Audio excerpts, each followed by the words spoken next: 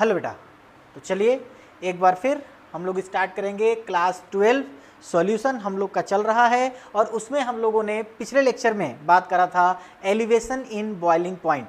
Elevation in boiling point में हमने समझा था कि what is elevation. Elevation increasing of temperature due to a non volatile solvent dissolve in solvent. कह रहा है कि एक नॉन वोलेटाइल सॉल्यूट को जब हमने एक सॉल्वेंट में, एक प्योर सॉल्वेंट में डिसॉल्व करा था, उसके बाद उसे वेपराइज करने के लिए जो हमने टेम्परेचर इंक्रीज करा था, वही इंक्रीजिंग टेम्परेचर जो था वो एलिवेशन है। वही इंक्रीजिंग टेम्परेचर जो था वो क्या था बेटा? एलिवेशन था। वही इंक्रीजिंग टेम्परेचर क्या था? एलिवेशन था। आज हम लोग बात करेंगे डिप्रेशन पर। किस पे बात करेंगे? डिप्रेशन पे। घबराइए मत, वो डिप्रेशन नहीं है जिसकी वजह से लोग सुसाइड कर लेते हैं। ये डिप्रेशन कुछ और है। ये डिप्रेशन बताता है कि कैसे टेम्परेचर कम हो रहा है या वेपर प्रेशर कम हो रहा है, उसके बारे में। देखिए हमारे पास पढ़ना है सबसे पहले कि freezing point. Freezing point at the temperature at which a liquid convert into a solid. एक टेम्परेचर जिस पर कोई भी लिक्विड किस में कन्वर्ट हो जाता हो? सॉलिड में कन्वर्ट हो जाता हो, उसका फ्रीजिंग पॉइंट है, हम ऐसा बोल सकते हैं। तो यहाँ पर हमको बात करनी है बेटा डिप्रेशन इन फ्रीजिंग पॉइंट की, और उसको समझने के लिए हमें थोड़ी सी बात समझनी होगी ग्राफ के माध्यम से। ग्राफ के माध्यम से तो समझना ही समझना है, साथ ही साथ जरा इसको पढ़िए एक बार। देखो डिप्रेशन इन फ्रीजिंग पॉइंट को हम कहते हैं बेटा क्रायोस्कोपी। याद कर लीजिए, डिप्रेशन इन फ्रीजिंग पॉइंट को हम कहते हैं बेटा क्रायोस्कोपी। क्या कहते हैं? क्रायोस्कोपी बोलते हैं। कह रहे हैं कि freezing point of a substance is the temperature. किसी भी सब्सटेंस का जो फ्रीजिंग पॉइंट है इज द टेम्परेचर, या वह टेम्परेचर है एट विच, जिस पर the solid and the liquid, solid और लिक्विड फॉर्म बना लेते हैं of the substance are in equilibrium, अपने इक्विलिब्रियम फेज में चले जाते हैं। उसी पॉइंट को हम क्या कहते हैं? फ्रीजिंग पॉइंट को कहते हैं। The solid and the liquid form a substance have the same vapour pressure, और ये दोनों मिलकर के एक ऐसा फॉर्म कन्वर्ट करते बनाते हैं जिनका वेपर प्रेशर क्या होता है बेटा? सेम होता है। It is absorb that the freezing point of the solution is always lower than that. याद रखिएगा, एलिवेशन ऑफ बॉइलिंग पॉइंट में सॉल्यूशन का एलिवेशन जो हो, सॉल्यूशन का जो बॉइलिंग पॉइंट होता है वह ज़्यादा होता है। और डिप्रेशन ऑफ फ्रीजिंग पॉइंट में हम लोग समझेंगे कि डिप्रेशन जो होगा, फ्रीजिंग पॉइंट जो होगा किसी सॉल्यूशन का, वह सॉल्वेंट से कम होगा। वह क्या होगा बेटा? सॉल्वेंट से कम होगा। वहाँ पर क्या था? ज़्यादा था, यहाँ पर क्या होगा? कम होगा। और क्या देखने के लिए मिल रहा है हमको? Lower than that of the pure solvent the decreases is called the depression of freezing point. देखो वहाँ पर रीजनिंग पॉइंट लिख दिया है, उसे सही कर रहे हैं ना। फ्रीजिंग पॉइंट कैसे समझेंगे? आओ एक ग्राफ के थ्रू हम तुमको समझाने की कोशिश कर रहे हैं। एक ग्राफ के थ्रू समझो। यहाँ पर आओ भाई, नीचे आओ थोड़ा सा, आओ एक ग्राफ के थ्रू समझाते हैं।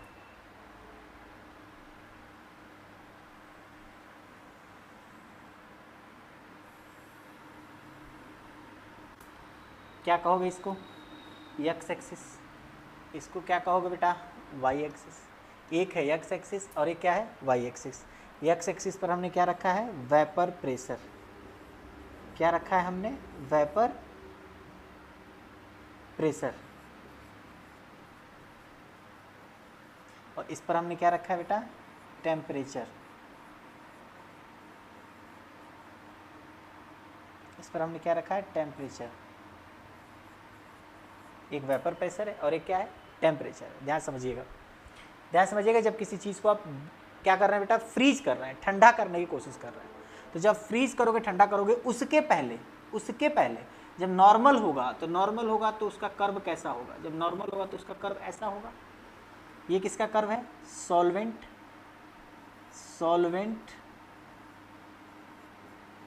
As liquid.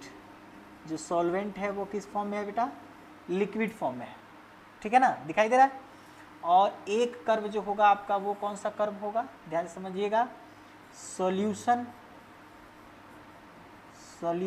As liquid. Solution है, ध्यान देना, ये उसका कर्व है और ये उसका कर्व है। दोनों के कर्व आपस में आपको दिखाई दे रहे हैं। ठीक है ना बेटा? इस पॉइंट पे ये दिखाई दे रहा है और इस पॉइंट पे ये दिखाई दे रहा है। मतलब कहने का क्या है कि जब हमको किसी सॉल्वेंट को किसी सॉल्वेंट को क्या करना था बेटा, सॉल्वेंट को अगर जमाना है हमको तो लिक्विड से सॉलिड में कन्वर्ट करना है, लिक्विड से सॉलिड में क्या करना है, कन्वर्ट करना है। तो जमाने के लिए जो टेम्परेचर हमने इंक्रीज किया हुआ है, ठीक है ना, सॉल्यूशन का टेम्परेचर उससे क्या होगा, कम होगा। सॉल्यूशन का टेम्परेचर उससे क्या होगा बेटा, कम होगा, यानी कि बहुत कम टेम्परेचर पे जो सॉल्यूशन होगा वो क्या करेगा, फ्रीज करेगा, और ये ज़्यादा टेम्परेचर पर जो होगा वो क्या करेगा बेटा, फ्रीज करेगा। चलो ठीक है, समझ लेते हैं इस बात को हम लोग। ज़्यादा टेम्परेचर मतलब ये 0 डिग्री सेल्सियस पे फ्रीज हो जाएगा, और इसके लिए हमको -1, -2, -3 डिग्री सेल्सियस पे जाना पड़ेगा। तो -1 कम टेम्परेचर है ना बेटा, और 0 क्या है, ज़्यादा टेम्परेचर है। समझिए, अब जब इसको सॉलिड में जाना है, लिक्विड से किस में जाना है बेटा, सॉलिड में। तो लिक्विड से जब सॉलिड में जाना है तो इसके लिए कर्व क्या मिलेगा आपको, इसके लिए कर्व मिलेगा कुछ ऐसा, इसके लिए कर्व मिला ऐसा। हमने को सॉलिड से किधर की तरफ जाना है बेटा, लिक्विड की तरफ, तो मान लो कि एक कर्व मिला ऐसा, चलो ठीक है, ऐसे मिल गया एक कर्व, ध्यान से देखो, एक कर्व मिला ऐसे। ये किसका कर्व है बेटा, सॉलिड का। ये किसका कर्व है बेटा, solid, solvent, solvent as solid state. जब हमने उसको जमाया तो वो बर्फ बन गया, बर्फ बन गया तो क्या हो गया, सॉलिड हो गया, बर्फ बन गया तो क्या हो गया बेटा, सॉलिड हो गया। बोलो बात समझ में आ रहा है इतना, ठीक है। अब समझो, ये जो पॉइंट है, ये जो पॉइंट तुमको दिखाई दे रहा है, ये पॉइंट क्या है बेटा, ये वही पॉइंट है जिस पॉइंट पर, ध्यान देना, जिस पॉइंट पर एक लिक्विड सॉलिड में कन्वर्ट हो रहा है, इक्विलिब्रियम फेज, लिक्विड सॉलिड पे क्या हो रहा है बेटा, कन्वर्ट हो रहा है। तो इसका जो फ्रीजिंग पॉइंट होगा, इसका डिप्रेशन ऑफ फ्रीजिंग पॉइंट जो होगा, प्योर का है ना, तो कहेंगे del T f naught, T naught f बोलो, क्या बोलोगे इसको, टी नॉट एफ। और इसको जब मिलाओगे, इसको जब मिलाओगे प्यारे बच्चे की तरफ बढ़ाओगे, तो ये कहाँ जाकर के मिलेगा, इस पॉइंट पर मिलेगा। तो जिस पॉइंट पर मिलेगा इसका वेपर प्रेशर ये पॉइंट हो गया, तो इसको क्या कहेंगे बेटा, टी एफ, वेपर प्रेशर, यानी कि freezing point of solution and freezing point of solvent, freezing point of solution, freezing point of solvent. और इन दोनों के बीच का जो ये गैप है, इसको किससे डिनोट करेंगे, डेल्टा टी एफ से, डेल्टा टी एफ से। तो जो डेल्टा टी एफ है, जो डेल्टा टी एफ है वो क्या बताएगा बेटा, depression, depression in freezing point, depression in freezing point. और क्या बेटा, delta T F, sorry T F, क्या है बेटा, टी एफ, ये क्या है, freezing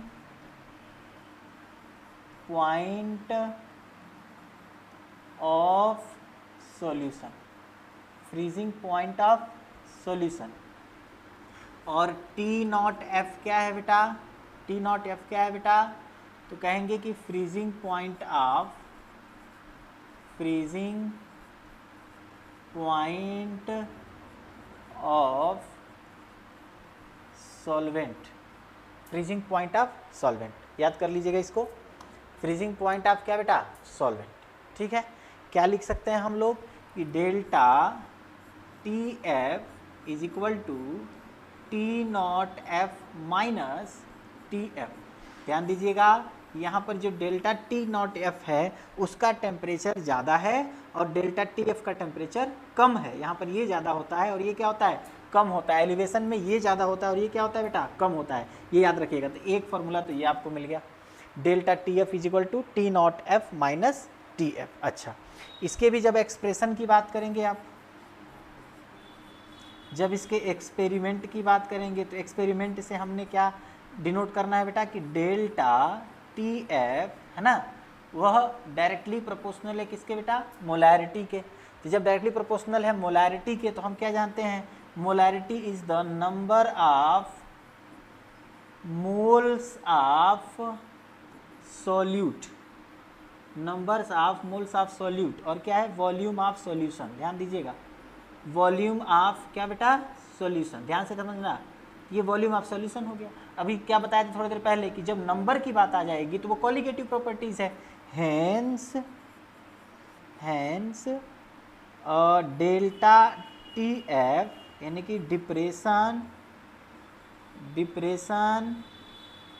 of freezing point is a colligative property. चलिए एक बात तो तय हो गया, ये क्या है बेटा, कॉलीगेटिव प्रॉपर्टी है।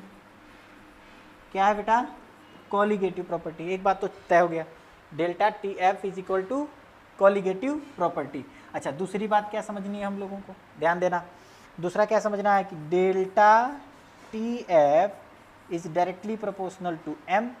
तो लिख सकते हैं delta T F is equal to K F into m. तो इस यहाँ पर डेल्टा टी एफ तो आप जानते हैं क्या है, डिप्रेशन इन फ्रीजिंग पॉइंट। के एफ क्या है, के एफ को आप कह सकते हैं molal depression constant.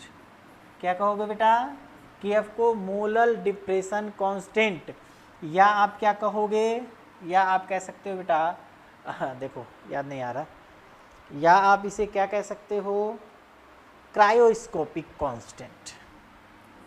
Cryoscopic constant. कोई दिक्कत नहीं है ना। अब इस यम की जगह पे हम क्या रख सकते हैं, M is equal to W B into 1000 आपने पढ़ रखा है, एम बी इंटू भी इन कितना ml। तो क्या लिख सकते हो, delta T F is equal to क्या लिखोगे बेटा, K F into W B into 1000 upon M B into भी इन, ये आप लिख सकते हैं, ये आप क्या कर सकते हैं बेटा, लिख सकते हो। आगे समझ में, बोलो आगे समझ में, आ गया समझ में। तो स्क्रीनशॉट ले लो, आ गया समझ में, तो स्क्रीनशॉट ले लीजिए बेटा, समझ में आ गया तो ले लेंगे स्क्रीनशॉट, ले लिया। चलिए आगे बढ़िए।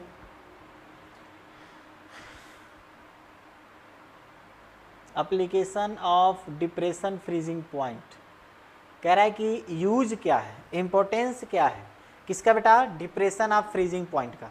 डिप्रेशन ऑफ फ्रीजिंग पॉइंट का यूज क्या है बेटा, ये पूछ रहा है आपसे।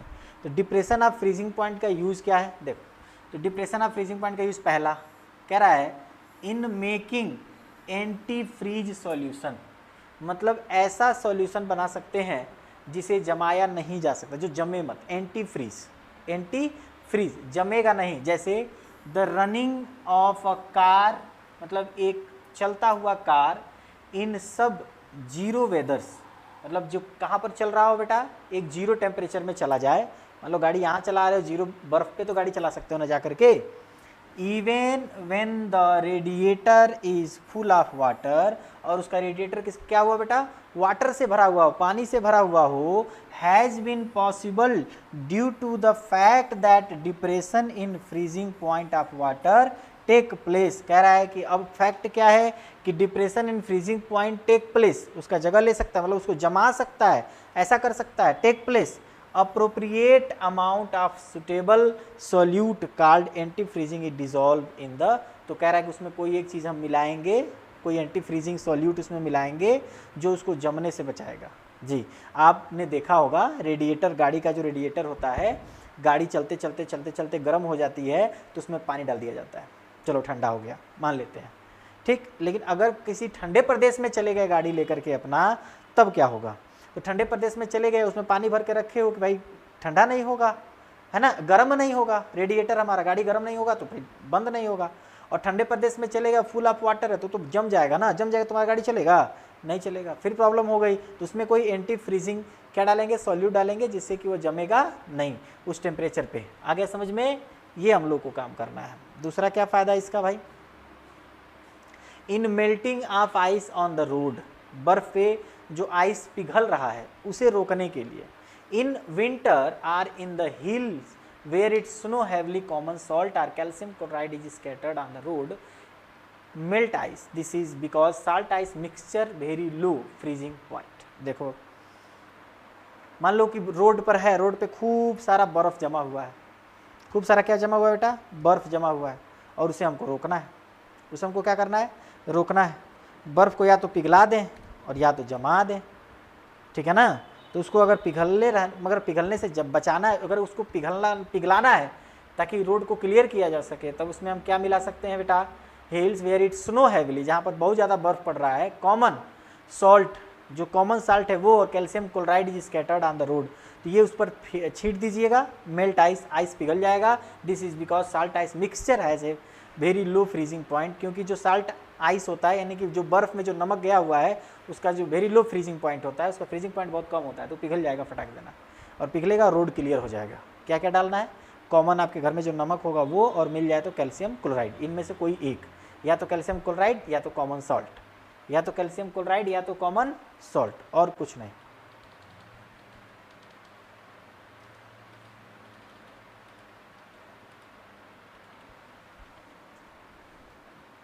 ठीक है बेटा, तो ये दो काम कर सकते हो। और क्या कर सकते हो भाई, देखो ज़रा, न्यूमेरिकल कर सकते हो, हाँ मुझे लगा ही था। चल न्यूमेरिकल कर सकते हो, तो न्यूमेरिकल को पढ़िए ध्यान से, न्यूमेरिकल को ध्यान से पढ़िए, पढ़ लिए numerical. A solution containing 34.2 gram of cane sugar, a solution, एक सोल्यूशन बना हुआ है जिसमें कह रहा है कि केन शुगर का जो मास है, या शुगर केन उसको कहो, mass of sugar cane, given value लिखो पहले, गिवन वैल्यू जो क्या है उसको लिखो, क्या दिया हुआ है, mass of sugar cane, mass of sugar cane is equal to 34.2 gram, ठीक है। और दूसरा मास क्या दिया हुआ है बेटा, मास ऑफ वाटर दिया हुआ है, तो चाहे मास ऑफ वाटर लिखो या वॉल्यूम ऑफ वाटर लिखो, कितना दिया हुआ है, 500 ग्राम, कितना दिया हुआ है, 500 ग्राम दिया हुआ है, ठीक है। और क्या दिया हुआ है, पढ़ो उसको, फ्रोज एट 0.0374 डिग्री सेल्सियस, कह रहा है कि जो उसका डेल्टा टी एफ है, delta T F is equal to -0.374, इतना दिया हुआ है। चलिए फॉर्मूले में रखिए, फॉर्मूला क्या पता है आपको बताइए, फॉर्मूला आपको पता है, delta T F is equal to K F into W B into 1000 upon कितना, एम बी इंटू, और कितना भी लिख लीजिए, इन एम एल। आओ, तो delta T F is equal to, K F की वैल्यू कितनी है बताओ, के एफ निकालना है, कहा नहीं, सॉल्यूशन डिग्री सेल्सियस, न्यूमेरिकल पूरा नहीं है। चलो देखो, तो कह रहा है कि डेल्टा टी एफ की वैल्यू दी हुई है 0.374, हाँ दिया हुआ है यहाँ पर, तो वैल्यू रखो उसका, यहाँ पर लिखना चाहिए, अरे दिया तो है, -0.374 is equal to, K F की वैल्यू कितनी है, के एफ की वैल्यू, के एफ की वैल्यू कितनी दी हुई है बेटा क्वेश्चन में, के एफ की वैल्यू नहीं पता है, वही निकालना है, के एफ की वैल्यू नहीं पता है। चलो डब्ल्यू बी की वैल्यू पता है कितना, 34.2 इंटू 1000 अपान, एम बी की वैल्यू कितनी है, M B sugar cane, C12H22 C12H22O11 is equal to 12 into 12 plus 1 into 22 plus 11 into 16, चलिए 12 जा 144, 22 11 16 दाम 160 10 70 176, 4 2 6 6 12 कर दूँ हासिल 1, 5 2 7 7 14 कर 4 हासिल 1, 2 और 2 1 कितना 3, तो यहाँ लिख लीजिए 342 गुणे भी कितना है 500 ml। मेरे हिसाब से आपको सॉल्व करना चाहिए, मैं और ज़्यादा इसको अगर एलिब्रेट करूँ तो इसको उधर भेज दूंगा, इसको उधर भेज दूंगा, तो के एफ इज इक्वल टू मिल जाएगा आपको, के एफ इज इक्वल टू हो जाएगा -0.374 इंटू 342 एंड 500 अपान, उसको इधर करो 34.2 इंटू 1000, और मैं कोशिश उम्मीद करता हूँ कि आप इसे सॉल्व कर लेंगे। आंसर मैं इसका बता दे रहा हूँ कि आंसर क्या आएगा, कैलकुलेट को आपको खुद करना है। आंसर मैं इसका बता दे रहा हूँ कि आंसर क्या आएगा। आंसर इसका 1.87 kelvin per AF is equal to 1.87 kelvin per mole ये आएगा। तो आंसर कैलकुलेट उसको कर लोगे, कैलकुलेट इसको करोगे तो ये आंसर आएगा। ठीक है, ठीक है। बाकी देखो क्वेश्चन नंबर सेकेंड, ये है क्वेश्चन नंबर सेकेंड, ध्यान से पढ़ो इसको। कह रहा है कि 100 gram of non electrolyte solution dissolve in 50 gram of benzene, lower the freezing point of benzene by 0.40 kelvin, the freezing point depression constant of benzene is 5.12 kelvin kilogram per mole, find the molar mass of the solution. Molar mass निकालना है। चलो एक काम करते हैं, थोड़ा सा और इसको ऊपर करते हैं, जगह नीचे बन जाएगा, गिवन वैल्यू लिख सकते हैं, गिवन। हाँ चलो, क्या गिवन करना है बताओ, गिवन वैल्यू में क्या क्या दिया हुआ है बताओ, क्या दिया हुआ है गिवन वैल्यू में। 1 ग्राम ऑफ नॉन इलेक्ट्रोलाइट सॉल्यूट यानी कि WB दिया हुआ है कितना, 1 ग्राम। और क्या दिया हुआ है, dissolve in 50 gram of benzene यानी कि WA दिया हुआ है 50 ग्राम। कितना दिया हुआ है, 50 ग्राम। कह रहा है कि lower the freezing of benzene by हेतना kelvin, lower the freezing point of benzene, benzene का फ्रीजिंग पॉइंट दिया हुआ है 0.40 यानी कि दे दिया हुआ है T0F is equal to 0.40 kelvin. और क्या दिया हुआ है, depression constant of benzene, depression constant मतलब हो जाएगा KF, मार देंगे, KF इज इक्वल टू कितना दे रखा है, KF इज इक्वल टू दे रखा है बेटा 5.12 केल्विन किलोग्राम पर मोल, ये दे रखा है। और कह रहा है find the molar mass, molar mass आपको कैलकुलेट करना है। सही है, डेल्टा TF 0.40 डेल्टा TF। चलो सबकी वैल्यू पता है। चलो फॉर्मूला क्या जानते हो तुम, फॉर्मूला जानते हो बेटा, फॉर्मूला आप जानते हैं कि delta TF is equal to KF into WB into 1000 upon MB into, यहाँ पर तो अभी तुम किसको ले लो, WA ही ले लो, कोई दिक्कत नहीं है, ग्राम में दिया ही है, कोई प्रॉब्लम, वहाँ कुछ भी रख सकते हो। तो delta TF is equal to कितना है 0.40, KF इज इक्वल टू कितना है 5.12 इंटू WB की वैल्यू कितनी है 1 इंटू 1000 अपान MB की वैल्यू कितनी है भाई, MB तो निकाला ही नहीं बेंजीन का ना, C6H6। एक मिनट, एक नॉन वॉलेटाइल सोल्यू इलेक्ट्रोलाइट है ना, dissolve in 50 gram of benzene, तो यम की वैल्यू कितनी 50 ग्राम,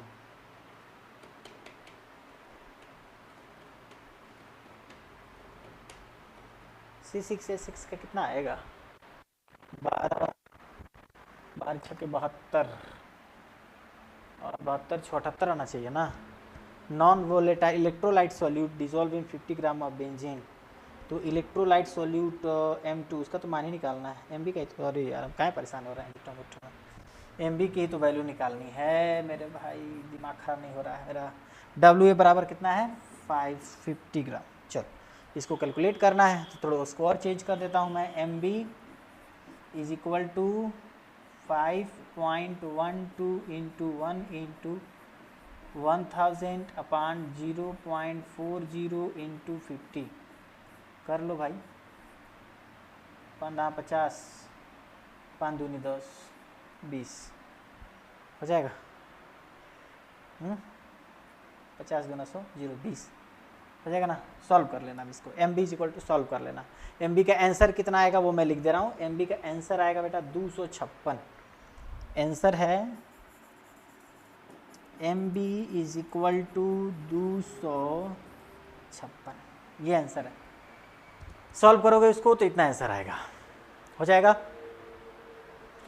हो जाएगा, ऐसा नहीं है कि नहीं होगा, ये कहना गलत है कि सर जी नहीं होगा।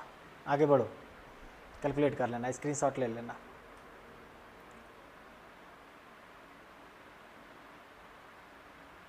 ये खुद से करोगे, ये खुद से करोगे, बताओ।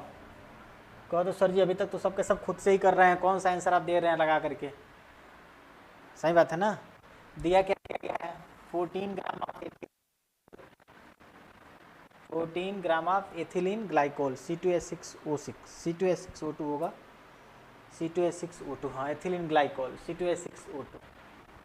चलो देखो, तो C2H6O2 इज इक्वल टू दिया है 45 ग्राम मिक्सड विथ 600 ग्राम वाटर, और वाटर का कितना दिया हुआ है बेटा 600 ग्राम, ये भी ग्राम में ये भी ग्राम में। कह रहा है calculate the freezing point depression, तो डेल्टा टी बी तो डेल्टा टी एफ तो कैलकुलेट करना है। Delta T F is equal to क्या जानते हो, K F into W B into 1000 upon M B. चलो के एफ की वैल्यू कितनी दी हुई है, के एफ यहाँ दिया हुआ है 1.8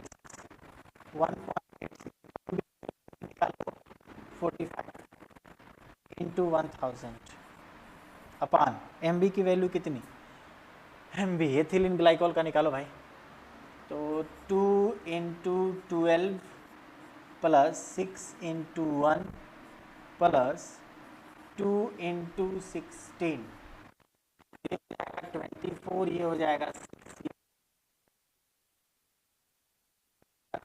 1 4 अदू 6 लिख लीजिए 62 इंटू पूरा कितना है बेटा 600 ग्राम, यहाँ लिखो 600 ग्राम। सॉल्व करो, सॉल्व करो, इसको सॉल्व करोगे तो डायरेक्ट मैं आंसर लिख रहा हूँ, मैं बोल रहा हूँ बार बार 2.24 2.25 के, ये किसकी वैल्यू है, डेल्टा टी एफ का, किसकी वैल्यू है डेल्टा टी एफ का। अब कह रहा है कि क्या कैलकुलेट करना है, freezing point of the solution, solution का फ्रीजिंग पॉइंट कैलकुलेट करना है। क्या जानते हो तुम, delta T F is equal to T naught F minus T F, ये सॉल्यूशन है, बोलो। तो इसको उठा के इधर भेज दो और इसको उठा के इधर भेज दो, तो क्या लिखोगे, T F is equal to T naught F minus कितना डेल्टा टी एफ। तो कितना वैल्यू है टी नॉट एफ की वैल्यू, देखो कितनी दी हुई है, दिया होगा कहीं ना कहीं डेल्टा टी एफ की वैल्यू, टी नॉट एफ की वैल्यू कहीं ना कहीं दी हुई होगी, टी नॉट एफ ओह टी नॉट एफ तो इतना हो जाएगा ना, शुद्ध है ना, तो लिख लो कितना भाई 273.15 माइनस डेल्टा टी एफ की वैल्यू कितनी लाए हो 2.25, इसको सॉल्व कीजिए, जो आएगा वो क्या होगा बेटा, एक आंसर ये और एक आंसर ये। उम्मीद है समझ में आ गया होगा, बोलो आ गया समझ में ना। ये था डिप्रेशन ऑफ फ्रीजिंग पॉइंट, क्या था बेटा, डिप्रेशन ऑफ फ्रीजिंग पॉइंट था। अब हम लोग बात करेंगे किसके बारे में, हम लोग बात करेंगे बेटा एबनॉर्मल मॉलिक्यूलैरिटी पर बात करेंगे, लेकिन कब बात करेंगे, अगले लेक्चर में बात करेंगे।